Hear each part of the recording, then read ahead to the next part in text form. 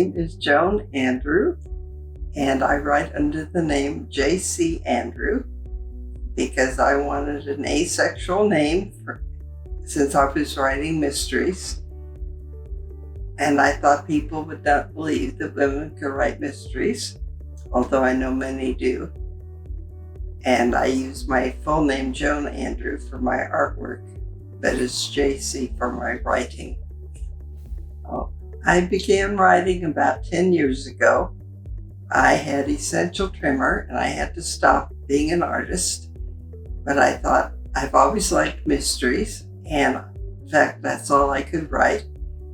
And so I began writing about Kira Logan, my protagonist, who is an artist. And I thought, I have done a lot of different kinds of art, and I thought she would be easy to write about. I enjoy writing books. The first one took the longest. It took about 5 years, plus a few corrections here and there. And the second book was probably 3 years. And the last book was about 2 years. And my family is very proud of me for writing books, but neither of my children are readers. So I think my daughter has read at least one book, but I'm sure my son hasn't read any at all. But they're still pleased that I found something to do beyond just sitting and watching TV, because once my hands stopped being reliable, I couldn't do artwork anymore.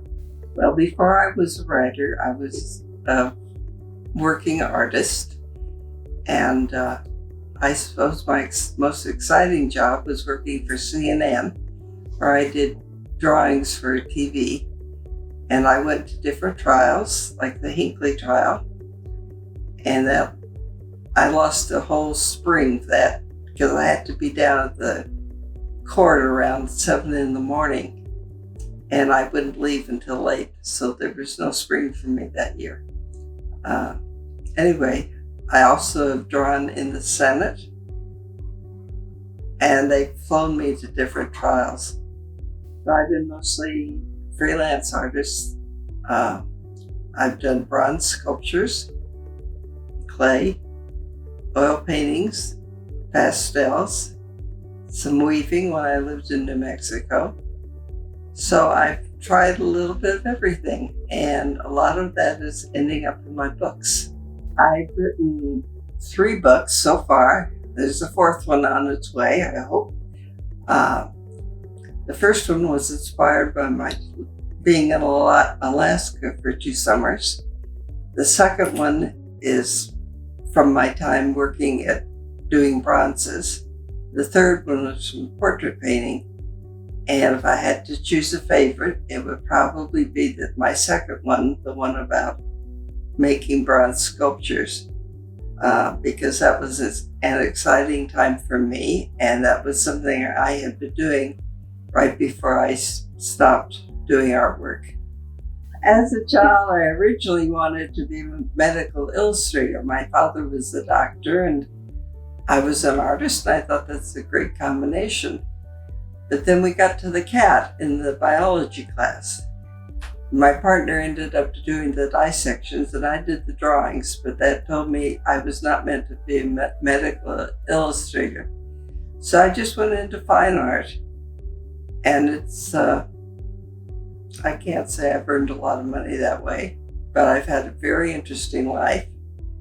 Well, I was surprised by the size of it.